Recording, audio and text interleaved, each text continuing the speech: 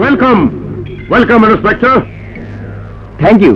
সত্যি আপনার মতো ইন্সপেক্টর দেশে আছে বলেই আমরা এখনো বেঁচে আছি।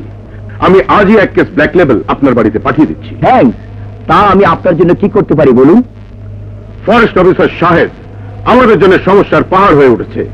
আমাদের সমস্ত ব্যবসা বন্ধ করে আমাদের ধ্বংস করার পায়তারা করছে। Bad, very bad. আপনার ব্যবসা বন্ধ হলে আমাদের জন্য বিরাট দুঃসংবাদের কারণ।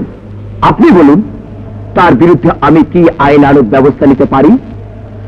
সময় মতো সবকিছু আপনাকে জানানো হবে ইন্সপেক্টর। আমি চাই আপনি আইনানুগ ব্যবস্থা গ্রহণ করবেন। আইনসঙ্গত উপায়ে এই কাঁটা আমাদের পথ থেকে সরিয়ে ফেলতে হবে। ঠিক আছে মিস্টার তেজা, আমি এখন আসি। সময় মতো আমার সাহায্য সহযোগিতা আপনি পাবেন।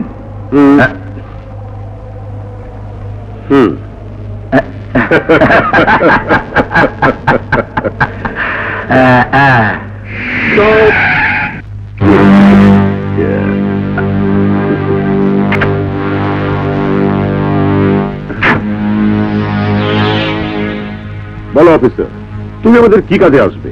বস, আমি আপনার গোলাম। তোমার সাথে কাজের কথা বলি। বস, খুব শীঘ্রই বড় সাহেবের বোনের বিয়ে।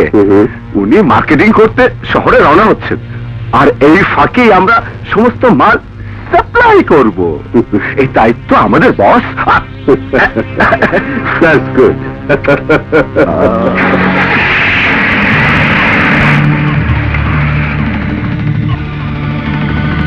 মিস্টার আলম, আপনি জানেন আপনি কি করছেন? আমি তো কিছুই বুঝতে পারছি না স্যার। Shut up! আপনি স্মাগলারদের সাথে হাত মিলিয়ে ঘুষ খেয়ে দেশের সাথে আপনার কাজের সাথে বেইমানি করছেন। আপনি আমাকে অন্যায়ভাবে অপমান করলেন স্যার। আপনার ক্ষমতা অপব্যবহার করলেন স্যার।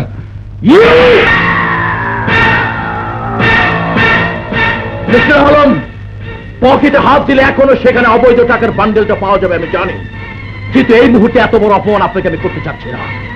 এই আপনাকে প্রথম আর শেষবারের মতো জানিয়ে দিচ্ছি, ভবিষ্যতে আমার এলাকায় কোন অন্যায় করার চেষ্টা করলে আমি আপনাকে ছাড়ব না। আমি নিজ হাতে আপনাকে গুলি করব, কথাটা মনে রাখবেন। বড় সাহেব আমার গায়ে হাত তুলেছেন, সবার সামনে আমাকে অপমান করেছেন, আমাকে আমাকে গুলি করে হত্যা করার হুমকি দিয়েছেন স্যার। বাহ, সুন্দর সুন্দর খবর শোনালে। এজন্য তোমাকে ধন্যবাদ। এজন্য তুমি ইনাম পাবে, বহুত ইনাম। এখন শুধু সময়ের অপেক্ষা।